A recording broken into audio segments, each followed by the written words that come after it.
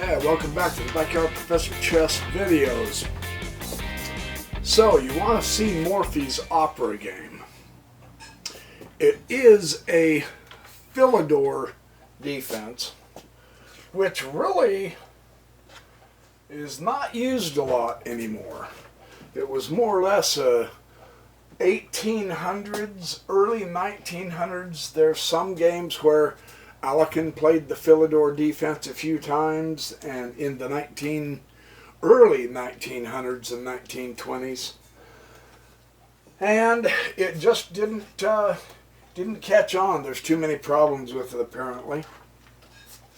So we're in a Morphy is white in the opera game, and of course they're connecting the centers and working on the centers, and the allies, the royalty who was playing him while the opera was going on, the legend is they argued so hard and loud with each other about what to do next to beat this kid that even as the opera was being performed, some of the opera people were starting to look inside the box to see what was going on in the box. They were playing chess in a box. Kind of a fun little story, you know. This particular move, even Fischer said, look, that's just weak. That really doesn't do a thing for the game. And Morphy, of course, is going to show us why that's weak. Whatever more or less happens with black's development, white will end up taking this pawn. That seems to be pretty standard, and at this point the bishop simply wastes a tempo because he's moved out to develop. He's moving again to take a knight, and this allows Morphy to retake the bishop with a queen, gaining tempo. In other words, he's going to get the initiative. He gets a move up on the opponent, and that's not good. And then, of course, he's going to do the other pawn retake, which gives Morphy a chance to, with tempo, develop again. So the imbalance in this game at this point, white is simply better. Here's the danger to black. Not only does white have much better influence on the center, he's hitting this F7. This almost looks like a scholar's mate. So there is already great danger. The allies have to play very, very carefully. But the other thing is this incredibly wide open column pointing to the queen. Who gets to use that one first? There's already attack lanes. There's already slash and dash potential tactics. And it's very early in the game. The center has a couple of pawns, but it is relatively open, which would seem to indicate if that status doesn't change much, that bishops is going to prevail in this game. That's how that imbalance works. Bishops love the open boards. So we shall see. Of course, we all already know it anyway, but looking at it from the point of view of imbalances, it makes perfect sense how and why it was played the way it was played. Yes? Knight F6, and that's got to be unpleasant for them, unless, of course, they just did not realize. Kasparov, in his analysis of this, in his book, My Great Predecessors, Part 1, says this was another option, but it's still difficult to deal with, really, truly. So they had pulled the knight out. And now look at the classic double attack.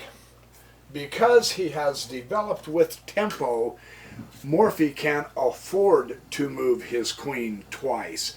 But in moving it twice, he also solidifies his position and produces a battery with a queen bishop, and is hitting this pawn, and is hitting the b7 pawn. That's a classic double attack.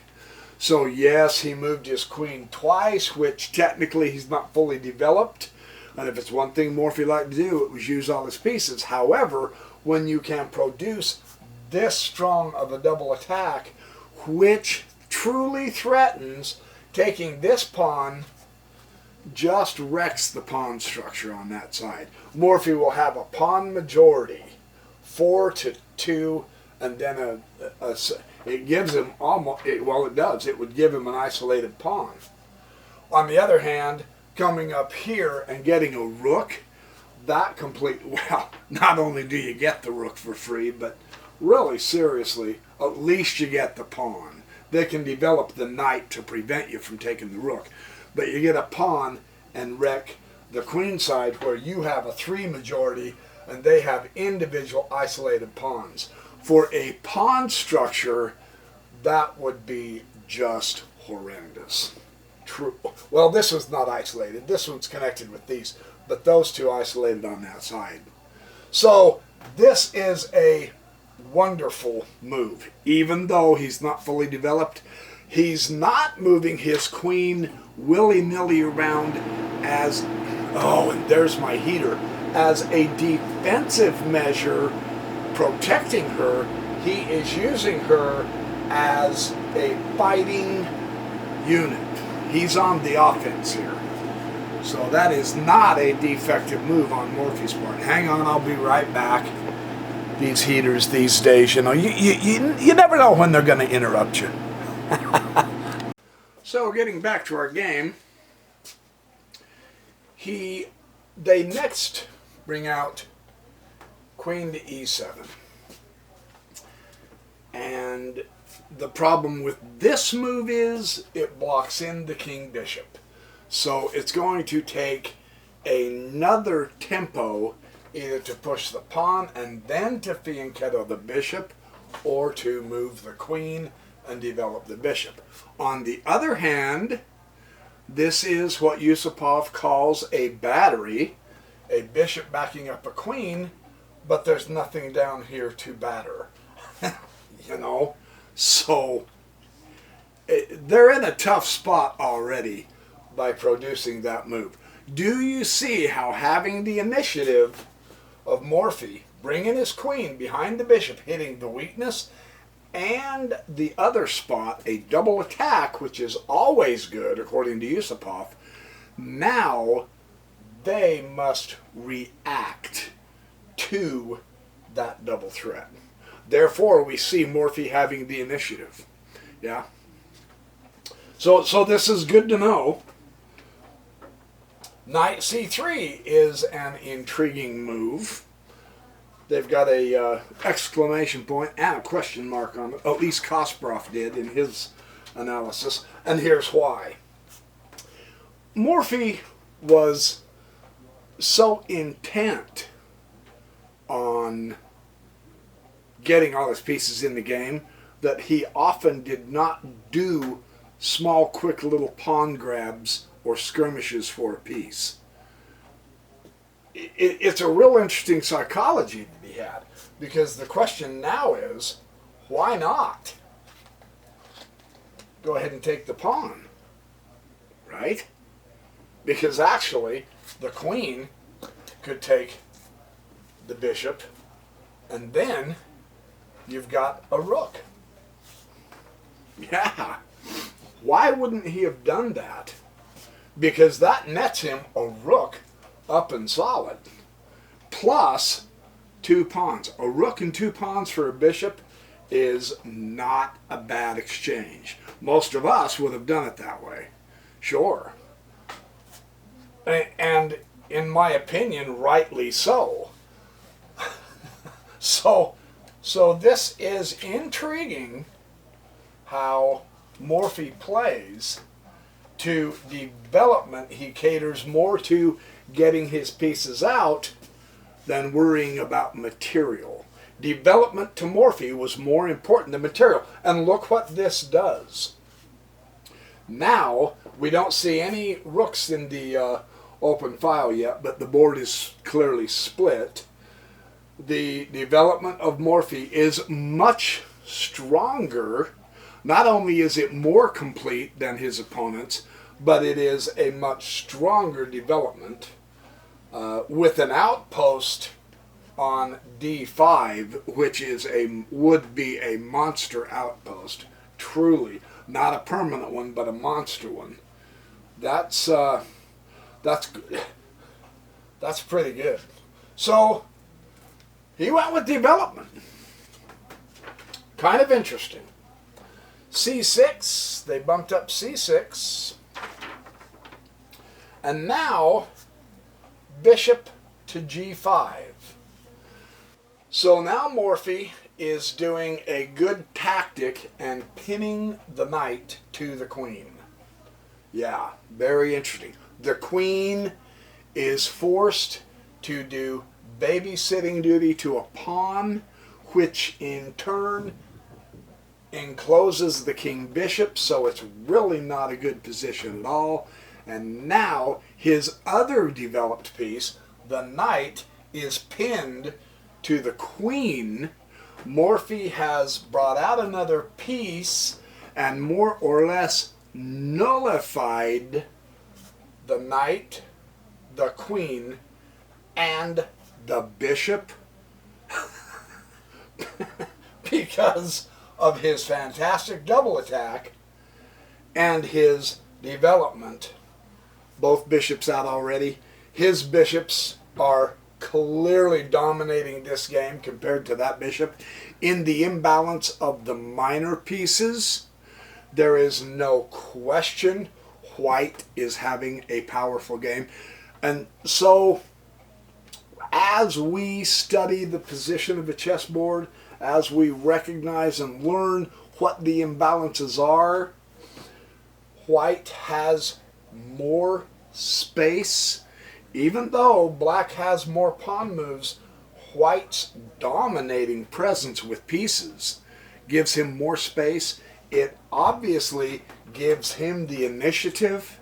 Black doesn't want to have his queen here, stopping him from developing. Black certainly does not want his other knight to be pinned, right? So, in terms of development, the difference, the imbalance is white is good. White is very good. In terms of initiative, white has it all. In terms of space, white has that also.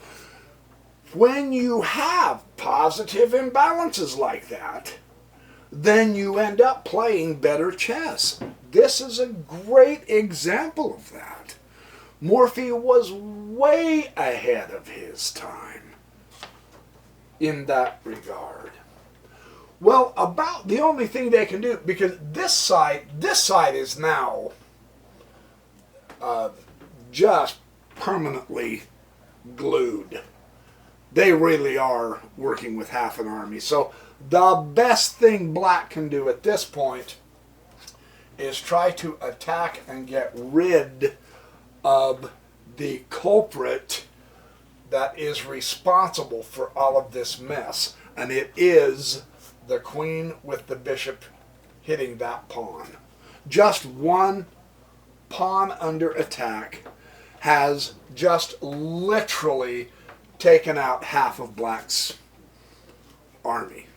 That's amazing to see, really, seriously.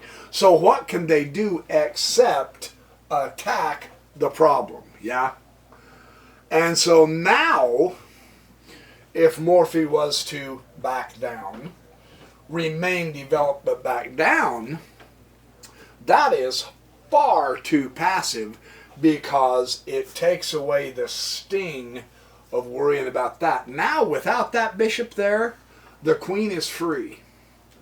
The queen is free to move. That's true if she does move somewhere and then he takes the knight and the pawn returns the take. Yeah, it wrecks his pawn structure, but it gives him a chance to get the bishop out, castle, and get more pieces in. At this point, the damaged pawn structure wouldn't be that big of a crisis, even though it is a crisis, because it's on the king side, castle side. So attack the piece.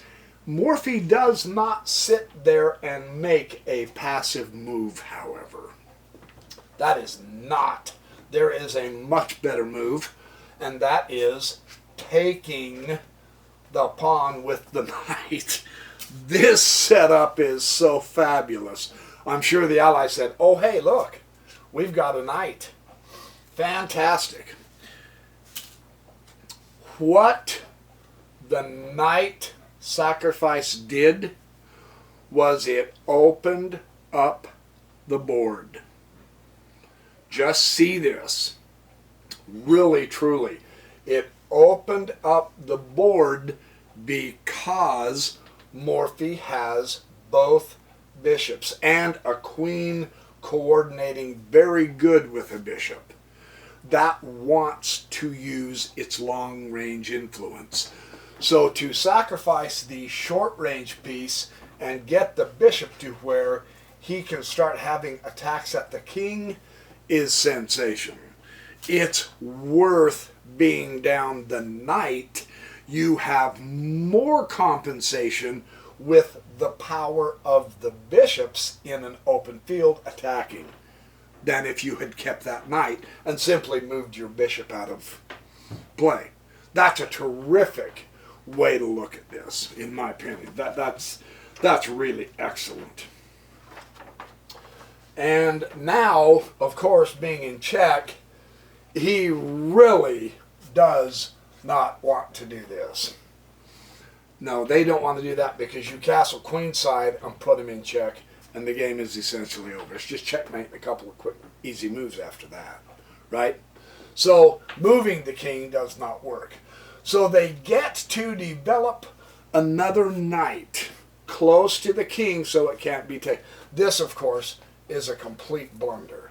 Yeah, the bishop just takes it, checks, and forks the rook. So that's why they go to here. But observe the tactics involved because the board is open and because Morphy has both of his bishops activated. The bishop of black is positively horrible. Even in an open field, it's a horrible bishop. The knight is pinned to the queen, and his other knight is pinned to the king. This is total domination of the minor piece war. And through several videos, I've emphasized that somewhat. I try to mention it in every video because that's how the really good games are played. You make your minor pieces superior to your opponents, and there you have the best illustration of this I probably have seen in a very long time. Really, black is had. There's no hope. At this point, they can resign. They just don't know it yet, apparently. They were two real good amateur chess players, the prince and whoever else he was playing at the opera. But no, here it's over. This is a complete wipeout. And then he goes ahead and castles queenside, the first to get the rook on the open file, and a wonderful attack on the pinned knight. Yeah, truly. Now the attack with the battery to this pawn has certainly served its purpose. The purpose was not to take the pawn. The purpose is to get the queen up here to wreck the possibility of him getting more pieces in the game. Morphy loved to play like that. And the reason this all turns us on is because this is slapdash, exciting, sacrifice, whoa, pins and all that. Yeah, well, it's nice to know that the fundamental background to this is recognizing the imbalances. The open board screams for bishop activity, and man, do we see it. The open board calls for rapid development of more pieces, and man, do we see it and the effects. Fantastic game for showing us the pure power of the imbalances and make them stronger for your benefit. Rook comes to d8, to protect the knight. That is literally the only move they can do that makes sense. And they've made a couple of real weak moves at this point anyway. Now, here's what Irva, of course, they're going to take the attacked pinned knight. That's the point, is you can now take that piece. Irva, the world champion that beat Alekan and then 2 years later lost the crown back to him, said that with each successive move, we see Morphy gain a tempo.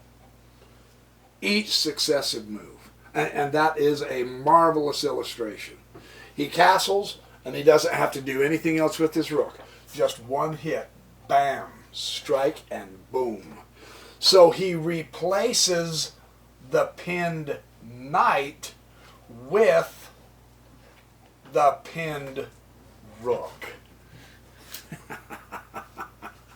And what do you do to a pinned piece? You attack it. Every piece, every single piece, not only out in a field that is ripe for making your minor pieces stronger, but every single piece into the battle, because for all intents and purposes, he's playing 2 pieces down. Really, truly. And that is the difference here. Morphy opened the lines. He used the proper pieces that work the best in open lines: queens, bishops, and rooks. And the coordination of these pieces is simply delightful to see. That is just over-the-top awesome chess. So, queen finally comes to here, and there's not anything else to do except say, okay, let's swap queens, please. Yeah, they recognize now, holy cow, we need to breathe. This is completely suffocating us. And he's out here having a heyday, playing from every angle and every call. Morphy is way too strong. So the idea is to exchange, get rid of some of those attackers, yes? Morphy has none of this. The piece is pinned. Who cares about the queen? Keep the initiative, and this time, instead of the rook taking, take it with the bishop, because that means the king is in check and you maintain the initiative. Excellent. That's why it was better to take it with this piece than this piece. Had he taken it with the rook, yes, the rook is safe, but now the queens can come off the board. There's no point in doing that. So take it with the correct piece, maintain the pressure against the king, check, and now black continually has to keep reacting to every threat white makes. And white makes a threat every move, and in the process develops his position stronger. This is excellent chess. I wish I could play like this. Give me 3, 4, 5 years, I'm hoping I can. We shall see, yes? Now at this point, what else is interesting is, and this is Gary Kasparov's idea, he says this, the bishop taking the knight is a really good alternative. Just to let you be aware of that. You know, now that the knight is unpinned, getting rid of it might not be such a bad idea. But you also have a good attack lane, and it destroys his pawns for an endgame. So Kasparov says that's an alternative. Morphy went this direction. Morphy did it this way. And of course, the knight takes the bishop. Yeah. Yeah, now, well, you've got, I mean, the bishop's unpinned and the knight's unpinned and all that, but that really doesn't matter because the trick here is you still have nothing to do. And the interesting thing is, Morphy at this point is actually down a piece. He's losing from a material perspective. When we take into balance all of the imbalances and put the compensation and pros and cons into this, obviously Morphy's winning. He has the attack. He has the correct position. But he really throws his queen away. The point is that it gives him a better position. It's more important to have the better position than your queen. Now, this is a very graphic illustration of that. Really insightful, yeah? That's quite something. So the knight takes the queen, which changes the position so that it completely opens up this column, and he's got the bishop right there, and he can go checkmate. Fantastic game to demonstrate to us so many beautiful imbalances and exactly precisely how Morphy played to improve those imbalances that were in his favor. So that's my look at this opera game, a sensational game. So I'm going to give you a bonus second opera game that is equally just over the top spectacular. And a second opera game, a second game using the Philidor defense. I don't think it was played at the opera. However, it's good enough. I'm going to show it to you. This second game played with a Philidor defense is really as spectacular as Morphy's opera game. It really is. The Philidor defense has problems, however, and that's why it's no longer played, is my suspicion. This was played between Atwood and Wilson in London, 1798. Don't let the date spook you. There is nothing but pure modern ideas in this game, the way we would play today. It is outrageously fascinating. E4, E5. Again, it will show you the power of how the imbalances work. And I know I make a big deal about the imbalances because the grandmasters make a big deal about the imbalances. Now, this is basically called the counter-attack in the Philidor defense. And this opens up the board really fast as well. But they always do take that E5 pawn first. That's the important one to take. And then the F takes the E. And the knight comes to G5, so he has to move his knight twice. And this is such an interesting, remarkable. He decides not to double up his pawns. Wilson wants to keep the pawn center chain. Yeah? He bumps his pawn to E6. Knight comes out. Knight comes out. C6, giving himself a really nice central pawn chain. That's not bad looking. Not bad looking. The question is it effective? And the answer is no. Watch how how Atwood opens the position up. He simply sacrifices the knight. That is intriguing. This is so fascinating how this works. And now, amazingly, what looked so strong just a couple of minutes ago, Black's position completely falls apart.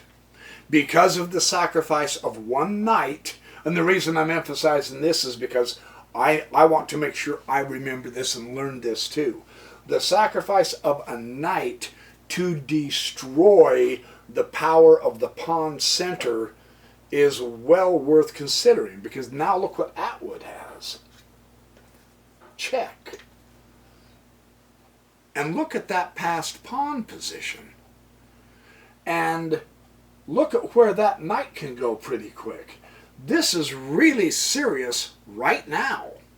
The board is relatively open so that the long-range pieces can have a heyday in this game if they desire. That is awesome. G6, of course, closes the queen off from the check, so she stays out in the field and completely centralizes. Total dominance. Pawns aren't going to chase her off. She's going to have to be chased off in other ways, if you can chase her off. However, hitting the rook, first, black is forced to react to the wonderful threats. So that tells you white has the initiative, without question. Now the bishop takes h6. And, of course, the bishop will take h6. And the rook comes to d1. He didn't castle, he simply brought his rook up. Developing a piece on an open file, hitting the queen, means white gained a tempo. Because now he is building his position the way he wants his position, and black must react to that. Because white's threats are stronger than black's. That's great chess. Yeah. So the queen must get out of the way. Technically, the queen must get out of the way to here, because that passed pawn backed by a queen is huge. So black is in deep trouble already here. And what does he do? Bishop to c4, protect the pawn with tempo, another piece. That way the queen, if the queen must move because she's going to be threatened, the bishop keeps that pawn there. That is a splendid passed pawn, protected. Fantastic. Open board, more or less. Look at the length and strength of the bishop strides. That's instructive. Yes, that's how to do it. b5, of course, we saw this in the opera game, attack that bishop. In this instance, he pulled the bishop back to here. He did not lose the protective strength. He did not lose a tempo, because bishops don't lose tempos. If a knight had been guarding that and been threatened and had to move, then the pawn would be vulnerable. Look who's on the other side of this passed pawn. The reason why is because black's position is wilting while white's is building. That's a real cool thing to see as the game progresses. a5, they're going to get rid of that bishop, which is giving support to a much too powerful passed pawn. So you got to keep attacking on the queen's side. You're counterattacking is what you're doing. And they're doing a fine job. Wilson is doing a fine job of it. But the second pawn falls with the knight. He concentrates on centralizing his forces. Yeah, because that gives his attack much greater power. Well, they got their bishop. They got their bishop. Except for one problem. Knight f6 check. Rather than worrying about the threat, this bishop has done a magnificent job at this point. It is a more or less of an anchor, keeping the position coordinated and strong with this pawn, but it doesn't need to be there right now because other forces have taken over. This is really interesting to see this. What a knight fork here, yeah? King to f8, and of course, knight's going to take the rook, no question. King takes g8. Yes. Now, that magnificent open file, use it. The rook sacrifice, a beautifully powerful sacrifice in this instance, simply because the imbalances have given white a better position because he's utilized those imbalances that were in his favor and he's made them even better. Yeah? You notice black hasn't even had time to take care of the anchor of white's position. Isn't that remarkable? White just completely ignores it and carries on with his development and attack. That's a great lesson, really. So the queen takes the rook, and now do you have a chance to move your bishop out of the way? No.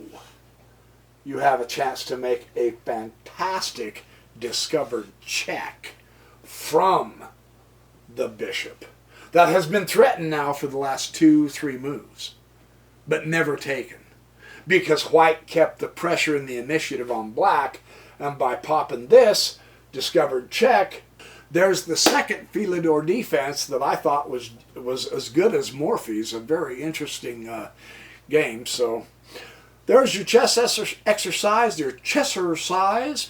You guys have a great day. I'll be back with more Paul Morphy games here a little later. And in the meantime, remember, life is good, life is great. Please do not sleep in too late. Ooh, that was a shirt spear, wasn't it? What a cornball. All right, I'll see you guys in the next video.